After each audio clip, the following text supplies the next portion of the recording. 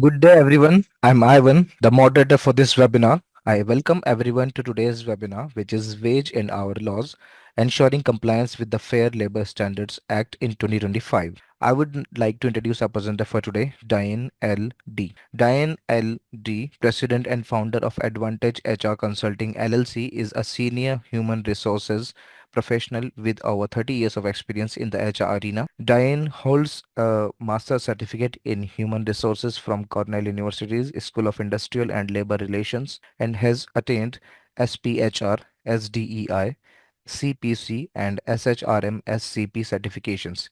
I would now like to hand over the floor to the speaker. Over to you, Diane. Thank you, Ivan. And I want to welcome and thank our participants for joining us today. As you all know, today's presentation focuses on wage and hour compliance and the federal law that governs that compliance.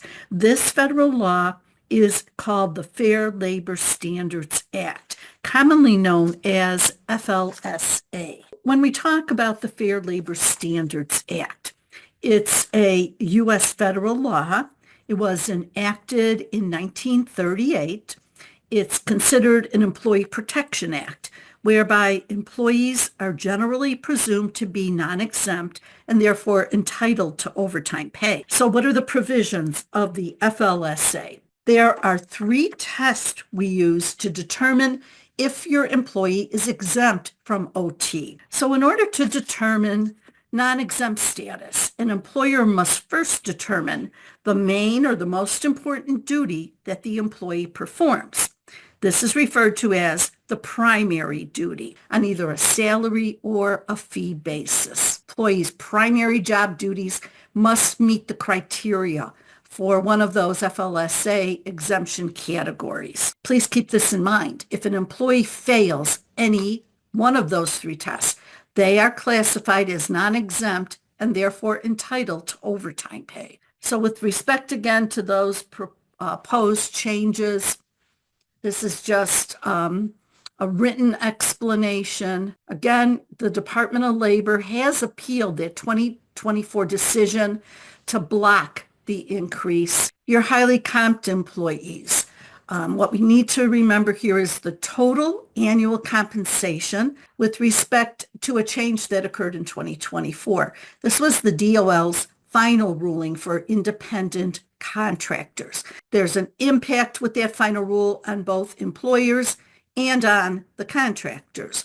So how you go about ensuring compliance when you are bringing on an independent contractor.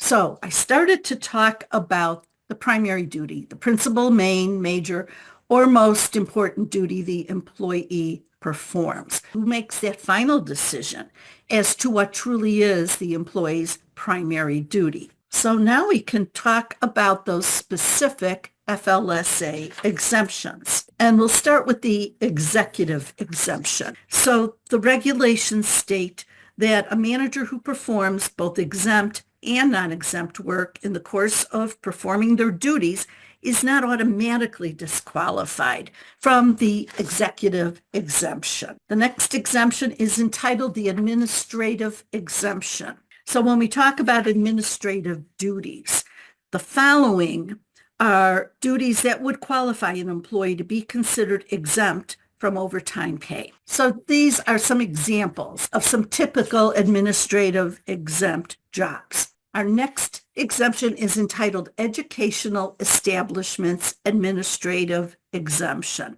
With respect to the computer-related exemption, the professional learned exemption, and also this exemption does not apply to occupations in which most employees would acquire their skills by experience. The professional artistic exemption, and then our last exemption is outside sales. So now let's talk about determining when we need to pay overtime. The information on this slide will help you to determine when travel time should be counted or not counted as time worked. What about travel to another city on a one-day assignment? What about meals and break times? Training time? What about on-call time? Off-the-clock time?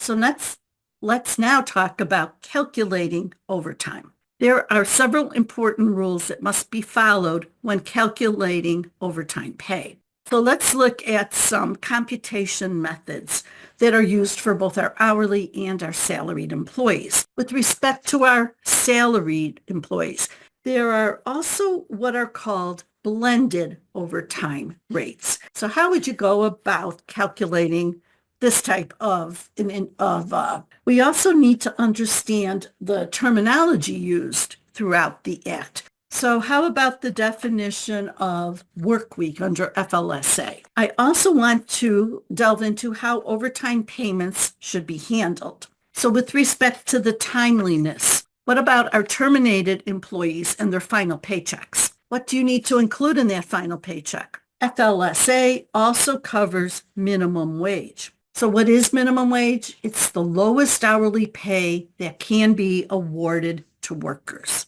with respect to the federal minimum wage. So FLSA determines the minimum wage for employees.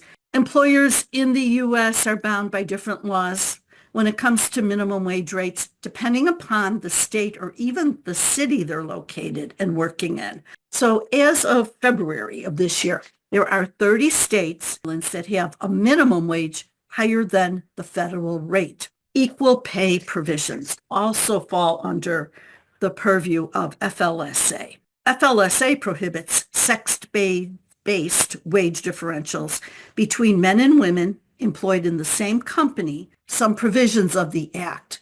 With respect to coverage, the Equal Pay Act of 63 applies to employers covered under FLSA. There are exceptions allowed. There are also prohibitions on pay reduction. There's also protection from retaliation under the EPA. Enforcement and remedies, child labor laws also fall under FLSA. So these laws are enacted to ensure that when young people work, the work is safe and does not jeopardize their health, well-being, or educational opportunities. So limitations vary by age. So let's look at the working hours restrictions. What about nighttime restrictions? I also want to talk about the record-keeping requirements under FLSA. List just the basic records that must be maintained for each non-exempt employee with respect to record retention. Employers are required to post and keep posted a notice explaining FLSA. So what are the ramifications if you're non-compliant? Thank you, Ivan. I again want to thank all of you for joining us today. I hope you found the presentation to be informative and helpful. Thank you, Diane. That concludes the session for today. Thank you everyone for participating. You may all disconnect now and you may have a great day ahead. Bye. Bye-bye.